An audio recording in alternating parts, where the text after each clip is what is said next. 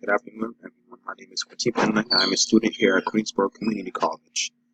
Right now, I'm taking a course. It is called Computer Information Systems on Tuesdays and Thursdays with Professor Daniel Stein. Today, I will be talking with you guys about Chapter 1 of our textbook, which is called Business-Driven Technology. Right now, we live in the information age, which means that anything we need is available to us. Any data or information is available to us. Take, for example, if you wanted to find out who killed Abraham Lincoln, all you have to do is pull out a computer, make sure you have Wi-Fi, type in who killed Abraham Lincoln, and Google would push out John Wilkes Booth. Same thing with when he died. If you want to know when he died, they will tell you that as well.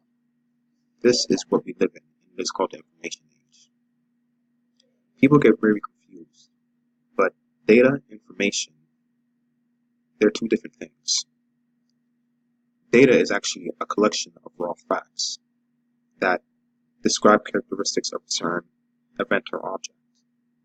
Information is when facts or data are taken and converted into a context that will be useful.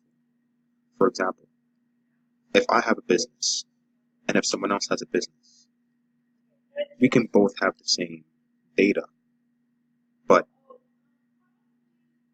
the way we interpret it can be different. The way we go about using that data can be different. And in that way, one might have an advantage over other depending on how well and how thoroughly they interpret the data.